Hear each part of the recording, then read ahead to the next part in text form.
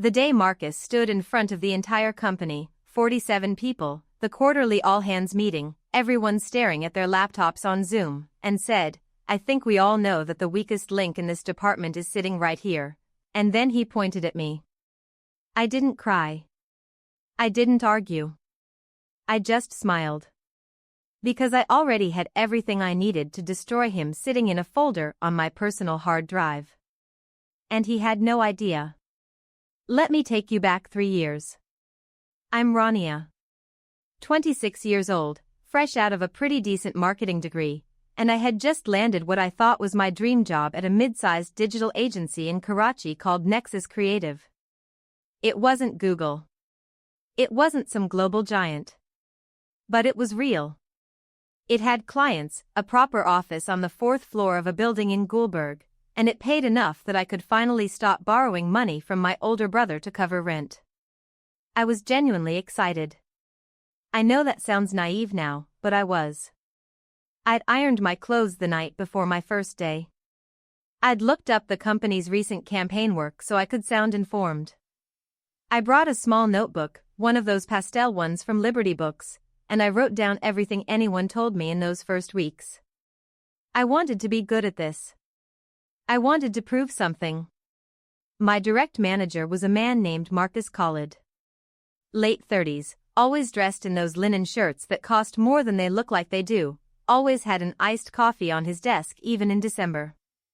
He had this way of talking, slow, deliberate, like every word he said was a gift he was giving you. People found it commanding. I found it exhausting. But in those early months, I told myself I was just intimidated. I told myself he was just a high-standards kind of boss. I told myself to work harder. So I did. I stayed late. I redid presentations 3 times before submitting them. I read every brief twice. I asked questions when I didn't understand something, which in the beginning was often, because no one had really trained me, they'd just thrown me into a team and expected me to swim. And I was swimming. I really was. My first big campaign, a product launch for a skincare brand, got picked up by a local PR outlet and called fresh and well executed. The client emailed Marcus directly to say they loved the tone of the copy. I was proud. Properly, quietly proud. Marcus forwarded me that email with one line, "Don't let it go to your head." That was the first sign. I just didn't want to see it yet. It started with small things. He'd correct my work in front of the team, not in a teaching way, in a humiliating way. Who approved this font choice, he'd ask in the middle of a review, even when he himself had signed off on the brief. He'd talk over me in meetings. Not rudely, which would have been easier to call out. He'd do it softly, smoothly, just start speaking while I was mid-sentence, like I wasn't making a sound at all. Once, during a client call, I was presenting a strategy I'd spent 2 weeks on. I got 3 sentences in before Marcus said, "Actually, let me jump in here," and he presented it. My work. My slides. He changed 2 words and presented it like it was his instinct in the moment. The client loved it. He got the credit. I sat there with my camera on and my face perfectly still, smiling like a person with no feelings. But the thing that broke me, the moment I will never forget, was the quarterly all-hands. March. A Thursday. I remember because I'd had a coffee from that little cart downstairs and I was actually in a decent mood walking in. Marcus was presenting department updates. He got to our team. He started listing wins from the past quarter, the skincare campaign, a rebranding project, a social media push that had performed above target. And then he paused. He actually paused for effect, like he'd rehearsed this. "I do want to be transparent," he said. "I think we all know that the weakest link in this department is sitting right here." And he looked directly at me. On the Zoom grid. 47 people. My colleagues. My juniors. The CEO. HR. Everyone. Someone laughed nervously. Someone else went quiet very fast. I felt my face go hot. I felt my hands go cold. I felt something inside me not break, exactly. More like, go very, very still. I didn't speak. I just nodded slightly, like he'd said something reasonable. Like he'd pointed out a typo in a document. That night I sat on my bedroom floor for a long time. Not crying. Just thinking. Replaying it. Feeling the particular humiliation of being publicly diminished by someone who had used your work, your time, your ideas, and still decided you were the problem. My brother called at 10. I didn't pick up. Here's the thing about people like Marcus. They're not actually careful. They're confident. And confidence makes people sloppy. He'd been taking credit for teamwork for years. I knew that. My colleagues knew that. But knowing something and being able to prove it are two completely different things. I started paying attention differently. Not out of anger, anger is too hot for this kind of work. Out of something quieter. Patience, maybe.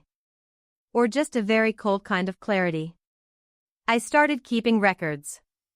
Every email where I'd submitted work and he'd forwarded it upward with his name on the subject line. Every Slack message where I'd shared a concept and then watched it appear in his presentation days later. Every meeting where I'd proposed something, been ignored, and then heard him say the same thing 20 minutes later to applause. I didn't confront him. I didn't tell my colleagues what I was doing. I just collected. Quietly. For 4 months. But records of stolen credit, that's a hard case to make. Companies don't fire managers for being bad bosses. They fire them for things that create liability. And then, in July, Marcus made a mistake. There was a pitch for a major FMCG client. Big contract. The kind of thing that could change the agency's year. Marcus had assembled a small team, me, 2 senior designers, and a copywriter named Farrick who'd been at the agency longer than anyone. We worked on that pitch for 6 weeks. Late nights. Weekends. Farrick and I specifically had built the entire strategic framework from scratch. When we won the pitch, the CEO announced it company-wide. He thanked Marcus by name. Specifically, he said Marcus and his vision for this campaign. Farrick looked at me. I looked at Farrick. Neither of us said anything. But here's what Marcus didn't know. Farrick had been quietly documenting things much longer than I had. Years longer. He'd kept every draft, every versioned file, every time-stamped email chain. He had the full paper trail of almost everything Marcus had ever taken and repackaged as his own thinking. We started talking. Really talking. And we realized that what we had together was not just a complaint, it was a case. We went to HR. Not emotionally. Not in tears. We went with a 12-page document, organized chronologically, with attachments.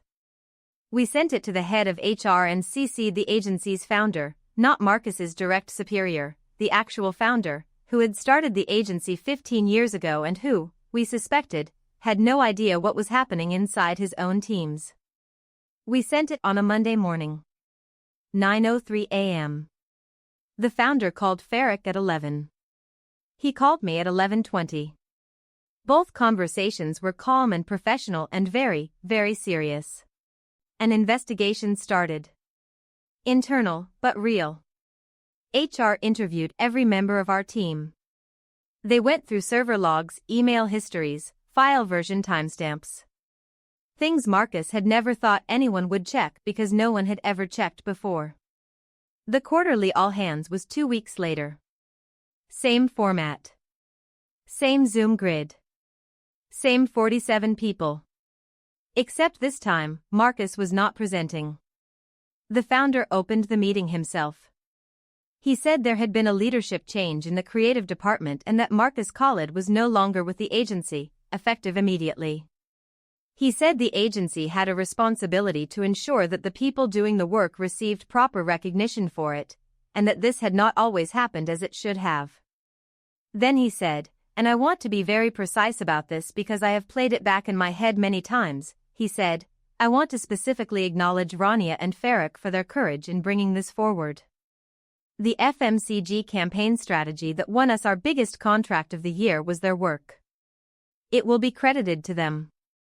47 people on the screen. I kept my face still. Same as I had in March. But this time my hands weren't cold. Farrick messaged me immediately. Just 3 words, we did it. I typed back, we really did. After the call, a designer named Sarah who I'd barely spoken to messaged me privately. I've been watching him do this to people for 4 years. Thank you. I don't know why that one hit hardest. Maybe because it reminded me that I hadn't been imagining it. That it was real. That I hadn't been the problem. Marcus, I heard later through people still connected to the industry, spent several months looking for a new position. In Karachi's marketing world, word travels. The circumstances of his departure were not a secret.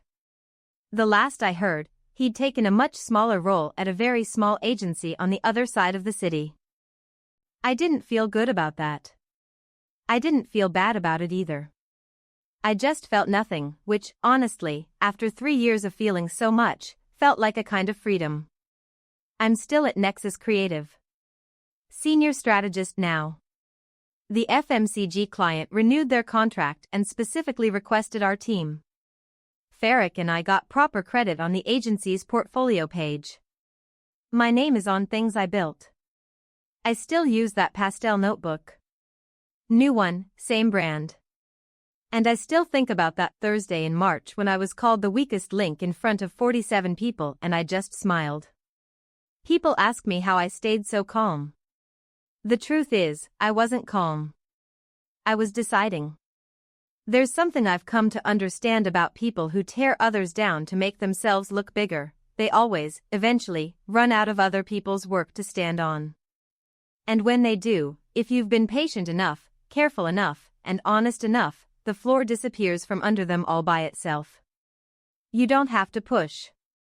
You just have to wait.